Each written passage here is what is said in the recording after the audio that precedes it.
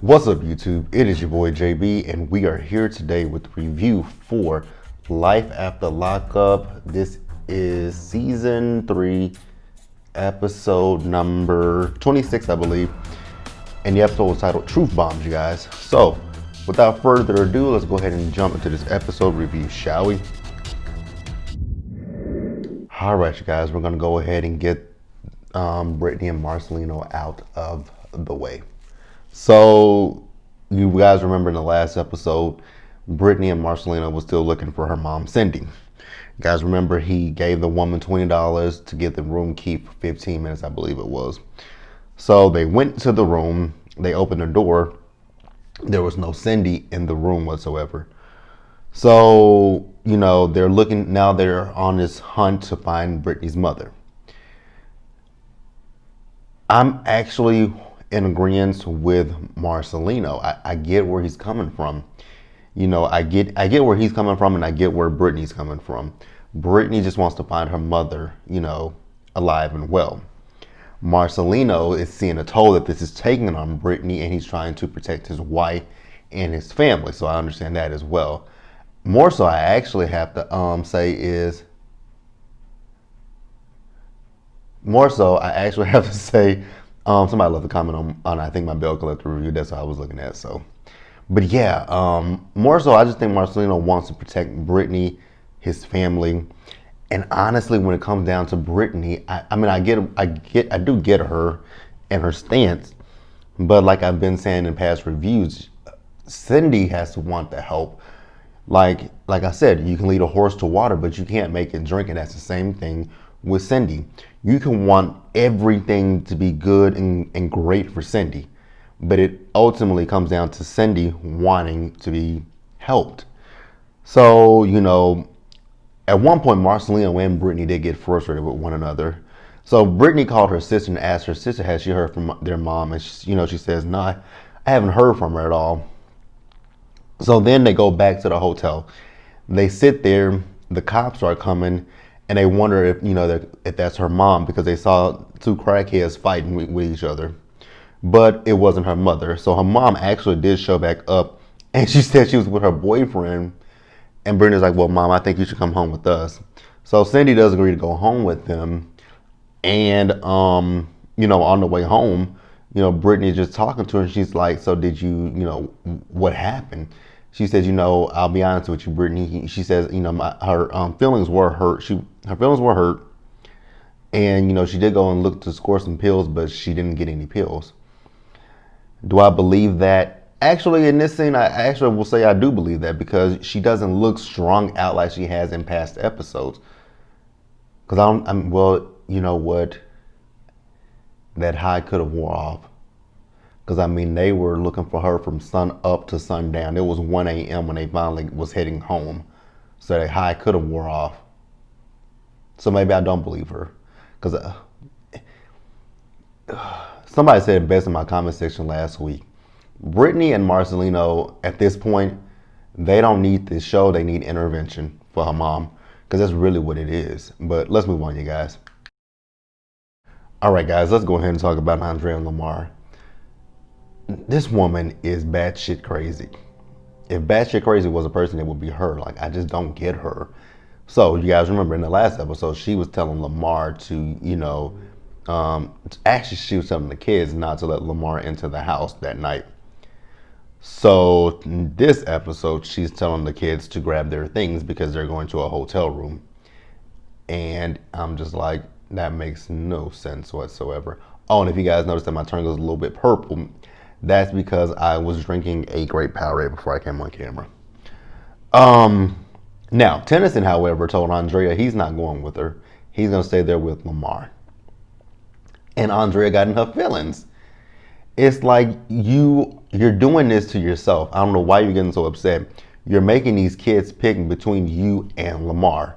And obviously you can tell that your kids love him, including, the daughter that you share with him. Tennyson and Nala love Lamar. Why are you doing this? Like, granted, I've said it in plenty of videos now about this situation between Andrea and Lamar. I didn't understand where she was coming from with Lamar in regards to not telling her about, going to see Shantae and having Priscilla lie. I agree with her on that aspect. But this whole thing of her flipping out on him, going to Dulo's place, flipping out. What else did she do? She went to Dulo's place and she flipped out on him. She got home and flipped out on him. So I didn't agree with any of that. So then we see that, she, Nala, and Priscilla got a hotel room. And the one thing that just bothers me with this situation with Andrea and her kids, it's their hair. I'm sorry, I don't mean to be this person, but who does their hair? I guess the apple don't fall far from the tree. Wherever Andrea goes, they gotta go. But I'm sorry. Tennyson's hair is reminiscent of Buckwheat's from the Little Rascal. Actually, no, it's not reminiscent of Buckwheat's. It's reminiscent of whose hair is it reminiscent of? Oh, here's a good one. If you guys have ever watched Home Alone 3, with Scarlett Johansson in it, and the little boy Alex, when one of them he had set up some electricity wires, and one of the crooks, he touched it, and his hair went everywhere. But yeah, I'm just like, who does their hair? But that's neither here nor there. It's funny when it comes to these kids, right? That the kids have more sense than she does, because Nyla is telling her that she could have handled the situation better. And I was like, exactly. Andrea definitely could have handled that situation a lot better than what she did. Andrea flipped out, went off for absolutely no reason whatsoever. Well, I'm not going to say she went off for no reason. She did what she did. All the histrionics and all that stuff, that was for no reason. You can sit down and have a conversation with Lamar and tell Lamar, like, yo, Lamar, what you did having Priscilla lie to me, that ain't cool, and I don't appreciate that. And he can say either I agree, disagree, and move on. Sad, right? But let's move on. All right, you guys, let's talk about Scott and Lindsay. Why is she tweaking? I'm still stuck on that. Why is this girl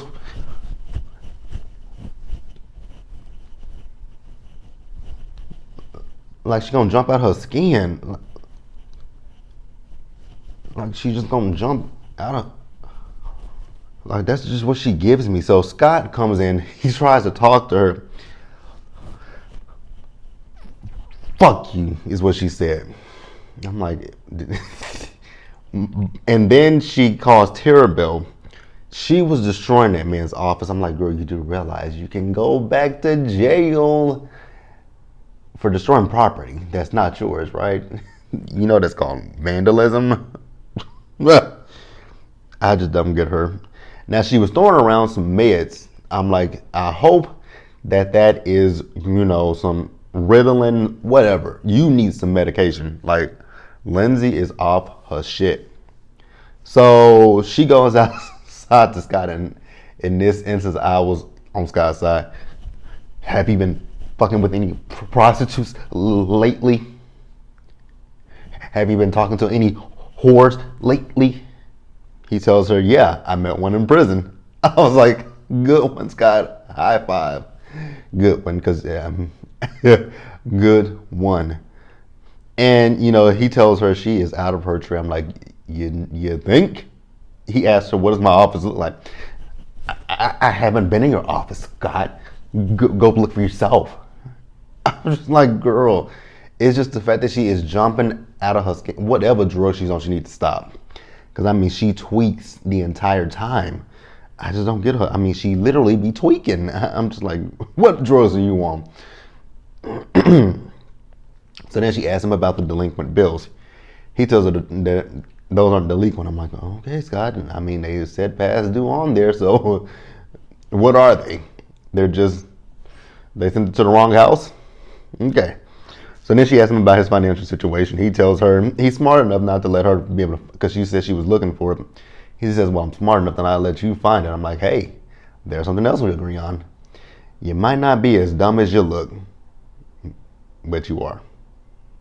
So then she gives him that book that she alleges is, the one that she got the passage from. Now, here's my thing. Scott actually said something that I agree with in this scene. He was talking about the fact that, okay, so she threw this book at me. Now you want me to read this book and find said passage that you wrote from, instead of you actually saying, okay, you said that you didn't believe me when I said that came from a book. Well, here is the book. Here is the passage. Here's the thing that gets me with Lindsay. Lindsay is lying and full of shit. Because if you guys remember in the episode when he had her read it and she was saying that it was from a book, Lindsay couldn't tell him the name of the book. So how do you now have the book if you can remember the name of the book? 2 and 2 ain't making 4. 2 and 2 is adding up to 6.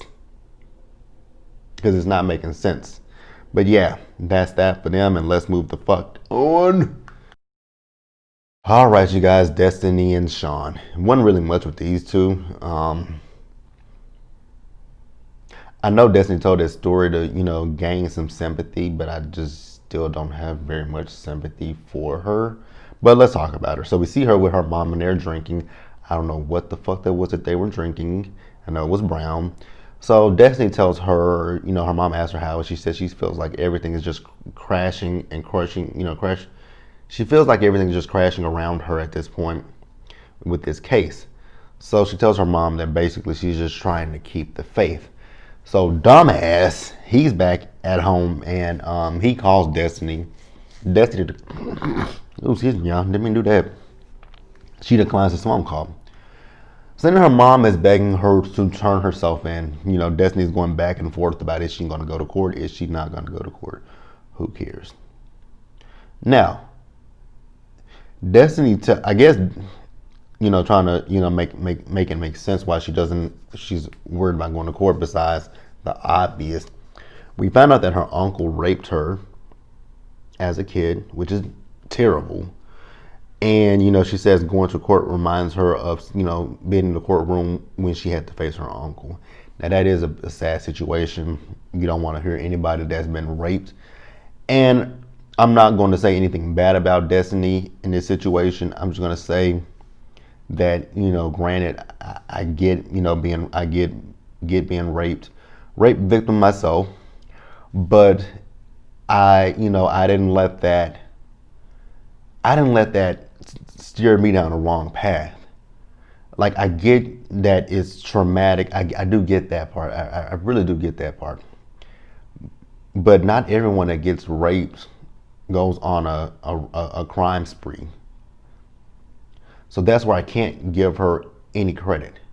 Now, if she said that, I was raped, I did some positive things with it. I was able to go to school. I got my degree, or I volunteer and help women who are victims of rape, domestic abuse, stuff like that. That would be a different situation where I could be like, I can really respect. I have so much respect for that. But to blame the rape on your terrible choices and whereas crime and drugs are involved, because even with drugs, I can't, I know the drugs was probably a way for her to numb the pain, but God, Destiny actually needs I think she needs to sit down with a psychiatrist or a therapist. She needs to sit down with somebody and really talk about that. Yeah, so let's move on, you guys. Lacey, Shane, and John. So, we see Lacey with her friend Sarah, and we see Shane with his stepfather. No, his father-in-law. Sorry, you guys. So, Shane and Lacey's dad are out golfing. They're talking about, Shane is, telling him he's never been golfing before. And, so he was like, what do I do? How do I hit this? And his dad was like, so what would you do if that was John? He's like, I would knock that motherfucker out. He says, well, there you go. Picture that ball is John and knocked that motherfucker out. And he swung and boom, it went into the woods. So, like I said, Lacey is with her friend Sarah, and they're out to eat. And Lacey is telling her that, Shane is working a temp job right now. I don't know if my allergies are kicking in or what, because I sound nasally at this point. Maybe. But, she tells her that Shane is working a temp job, and that John had texted her and he's out. So she has really mixed emotions right now. And then, the friend says, well, has John hit you up? Has he come by the house? Anything like that? No, he hasn't. Meanwhile, now, John, you look like a true bred stalker. If you actually was on this girl's social media, more specifically, I'm thinking probably Instagram, that is the one thing about social media that I've never 100% liked. Excuse me, y'all. That's one thing I don't like.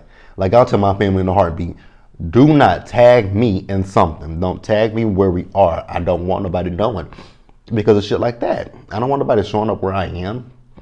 Now, if we take a picture somewhere, somebody knows, oh, you guys are so-and-so, that's fine. But don't tag me as we are at Buffalo Wild Wings, we are at Cheddar's, we are at Outback Steakhouse, we are at Red Lobster. Don't tag that shit. I don't like that shit because of situations like that. So the friend asks Lacey, are you going to tell Shane about John? No, I'm not going to tell Shane about John. I don't know why. Because, well, hell, you don't have to. Your daddy's already done it. And Shane is not too happy about that. So you're going to have a conversation with Miss Lacey. Let's move on to let's move on, you guys.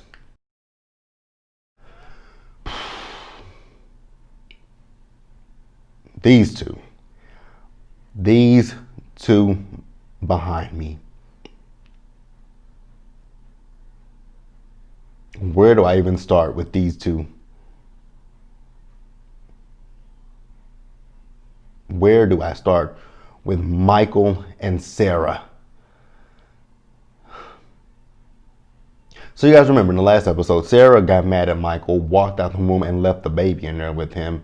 And it's her and what's the little girl's name? Adriana.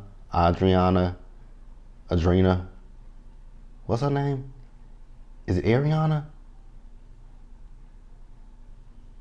It's something with an A. Whatever her name is, her and the baby.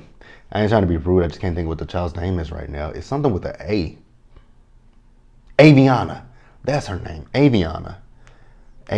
So Aviana and Sarah are walking out, and she was like, why didn't you slam the door? Sarah can give her no excuse about why she slammed that fucking door. So Michael, and he comes outside with baby Rain attached to his hip. He wants to talk to Sarah. Sarah is in her full black scent mode at this point, and I'm just like, oh, here we go with this shit. Here we go. I was irritated already when she started with the black scent. I'm like, girl, you go in and out of this accent, and it's really insulting to black. It's really insulting to black people because not all black people talk like that. I don't know if Sarah does that because she's talking to Mike. I don't know, because I don't know if I've ever saw her with the black scent with Malcolm so far. I just see her with the black scent with Michael. But she's going off to Michael about, she raised these kids by herself, and when you got off of Teva, where did you go? He went to Miami. Exactly. You went to Miami. You didn't think about your kids. It's just like, why does she talk like that? Not all black people talk like that. And here's my thing to you, Sarah. Yes, you already have one child with Michael. Why did you go and get pregnant with the second one? And you cheated on me, Michael. You cheated on me. It's just like, again, Sarah, what did you expect? He was already cheating on you with Megan when you called her your fat ass girlfriend. When you called her, and I was like, how can you call somebody fat? No shade. But, and I'm still stuck on Michael, how his big forehead ass thinks that he is a good father. You're not. To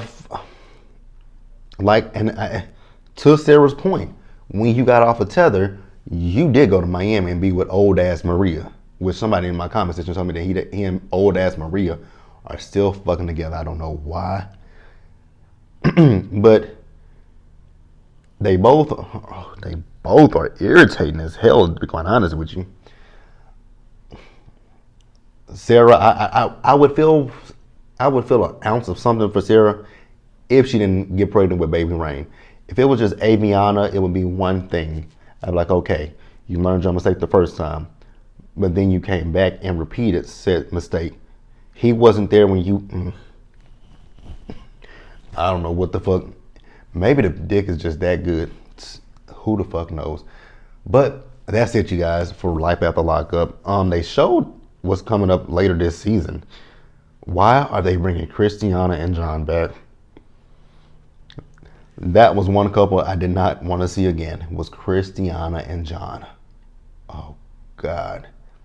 But that's it. Like this video, leave your comments, subscribe to the channel, share this video, get down in the description bar, find my affiliate link, and go over to the Planner channel. Subscribe, follow me on Instagram, Twitter, all that stuff. Bottom bar below. I want you guys to have a safe and happy weekend. Guys, wear your mask, social distance, and wash your hands. And I'll see you guys in the next one, which is going to be, Real Housewives of Atlanta. Unfortunately, Atlanta's just not giving me what I need, but we're still going to review it nonetheless. But I'll see you guys later. Bye, guys.